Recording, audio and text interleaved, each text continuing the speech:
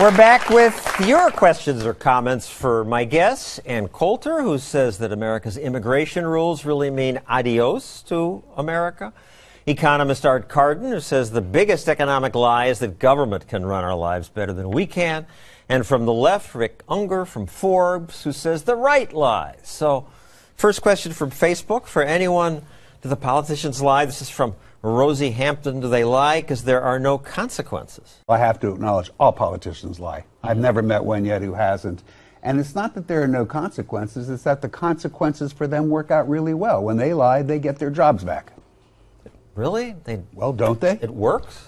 Yeah, it does. It does. Politicians lie largely because A, people are not paying attention, or B, if they are paying attention, they have not done the really, really hard thinking of understanding the economics behind an issue. It's a whole lot easier to tell a nice, simple story like, let's help poor people by raising the minimum wage, and we'll tell, and then everybody will see how great we are. If I could say in the issue of immigration, the only issue that matters. The only issue that matters? Yes. You become a one-issue wonder. It determines everything else, who gets to vote in America. There are consequences, but they don't care because there's more donor money behind the lies. And they know where the people stand, which is why they're always claiming, oh, we'll secure the border and we'll build the fence. And then the fence never gets built and they don't secure the border. They lose elections, but they still get the donor money. The fence. Half of them don't even come up from Mexico. That is also a lie. That's because they claim there are only 11 million illegal immigrants. As I told you, there are a minimum of 30, probably 50. Yes, ma'am. I suspect your ancestors come from maybe England or talking to Ann here? Scotland. Talking to Ann. Because as somebody who comes from people who came from Eastern Europe, whose ancestors were not very welcome here and who had to fight to be here and who had to fight their way up into the middle class, I think you're afraid of people who don't look like you and who don't speak like you. And I know that you're afraid of people who are not like you. No, I think I'm afraid of people who vote for the Democrats and who drive down wages. Be very afraid. But no, I mean, this is why I've said, and maybe I didn't stress this enough here, over and over again, I am not talking about pre-1970 immigration. We did get the best the world had to offer pre-1970. Post-1970, to quote the great Donald Trump, some, I'm sure, are fine people, but by and large, we are not getting the creme de la creme, and we are not even being sold. He gave us Google. We are not even being sold as getting the creme by the creme, other than the 5 cases that get cited. Even if we, hey, still talking. We are told. All right, no more talking. Another questioner here. We are told, isn't this great? They're so poor. They need our help. That's what we're being in the hardest cases. Ms. Coulter, I'm from China, so I'm an international student here. So, I mean, I came here legally. I'm not an immigrant yet, and I have to pay my school in order to do a paid internship. I'm paying all my taxes. I'm not collecting any benefits from. So I'm just wondering, do you think I'm also one of the type that's taking away American jobs? Is my presence here hurting any American's life? Maybe. No. Absolutely not. Excuse me, how did that question begin? Miss Coulter. Okay. Ask us. Look, maybe you're a fine person.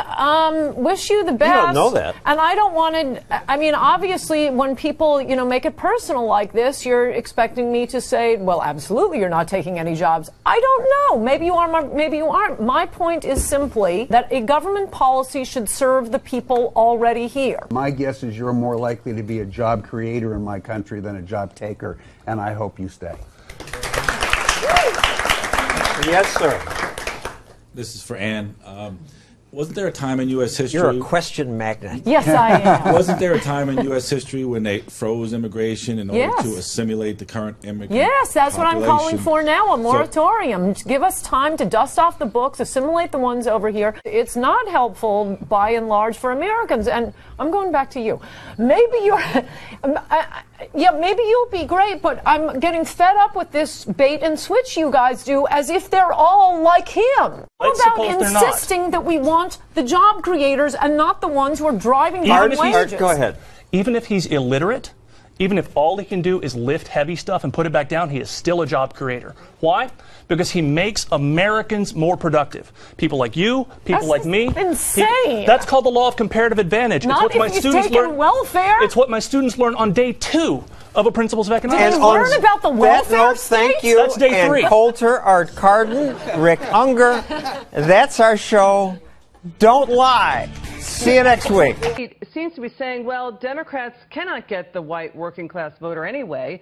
Politicians can't reach out to both minority voters and white voters in America if they're in the Democrat Party at the same time.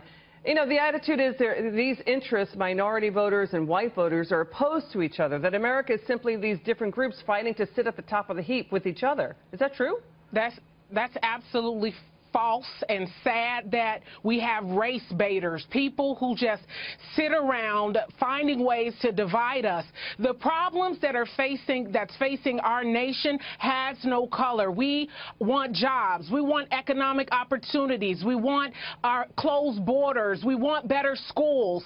All of those, that has absolutely zero to do with your race. What it has to do is the failure of our government to cover and protect and take care of the American people. And so the politicians have worn the people out. And so, like I said, the outsider, Donald J. Trump, our president, is doing exactly what he said he would do. He's rolling back regulations that were killing jobs. He got us out of this Paris Accord. He is, making, I think they got the money now for the down payment for the border wall. These are all issues that face Americans. It has zero to do with our race. We've got to be selfish with our country. We've got to take our nation back, and that's what all the voters who went out to vote for Donald Trump decided. We said we're tired of illegal aliens getting a better shake than a military person. We're tired of people immigrating into high-skilled jobs while Americans are unemployed. There are so many topics. I can go on and on, but it had zero to do with race. What it had to do is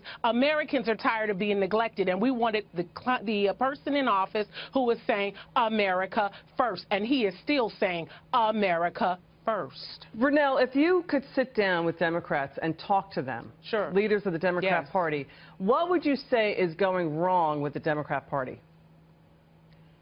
What I would tell the members of my party, which is the Democratic Party, is you've lost the soul of the people.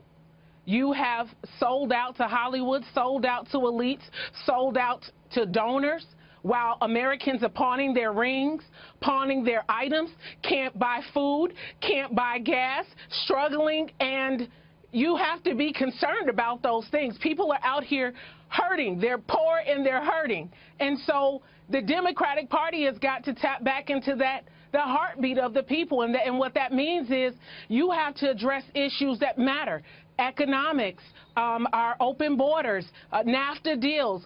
You have to bring back, the spirit. God, that's another thing. The Democratic Party a few years ago, when God was mentioned, boo, boo, boo. Okay, you can't do that. I mean, you've got to get back to the principles that make our country strong. And God is at the heart of many of our laws. Vernell, so that's what I would tell them. I heard your voice cracking. It sounded like your heart was breaking just then. You're impassionate. It's not easy. You're passionate. We love you. God bless you. I got you. Love you I got you too. first.